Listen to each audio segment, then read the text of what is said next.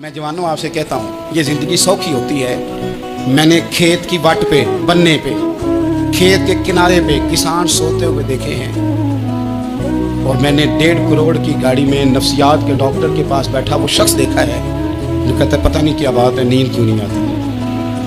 वो ज़िंदगी आसान है, उसमें थकावट हुई है, बंदा सो गया, जहाँ जगह में सो गया और कुछ तड़प रहा है क्योंकि वो आदी हो गया, ये 2 मिनट के लिए बंद हो गया, ऐसी तो वो गया। हजरत अली वहाँ आराम से, सारे कपड़ों को मिट्टी लगी। मैं मौला कायनात की बात कर रहा हूँ, मैं शेर खुदा की बात कर रहा हूँ, मैं असदुल्लाह की बात, इमाम अल मशारिक वल मगारिब की बात कर रहा हूँ। हजरत मौला अली उस ज़मीन पे, संगियो ज़मीन पे आराम से सो रहे हैं। मेरे महबूब गए और जाके फरमाया या अबू तुराब, ओ मिट्टी वाले उठ जा, कपड़ों को मिट्टी लगी थी ना, मिट्टी वाले उठ जा। लफ्ज़ क्या, या अबा तुराब, ओ मिट्टी वाले। हजरत अली को सारी हयात ज़ाहिरा जिसने भी अबू तुराब कहा, जनाब अली बड़े ही राजी हुए, खुश होते थे, फरमाते थे ये मुझे कहो, ये मेरे नबी ने मुझे कहा है। और मिट्टी वाले उठ जा। आपकी ज़िंदगी की जो सादगी है, मैं आपसे अर्ज़ करूं, हमारे तकल्लुफ़ात हमारे अपनों को बड़ा परेशान करते हैं।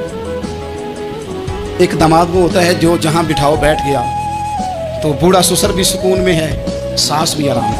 और एक वो है कि जो हर बात में बिगड़ता है कि ये चादर मेरे शायाने शांति जो बिछाई है, तो पता नहीं है मैं कौन साहब होता हूँ, तुमने मेरी मर्जी के मुताबिक फलाना काम नहीं किया। आप यकीन करें, ससुर बेचारा उधार पकड़ता फिरता है कि दामाद साहब आ रहे हैं, हर बात में रट्टा, हर बात में झगड़ा।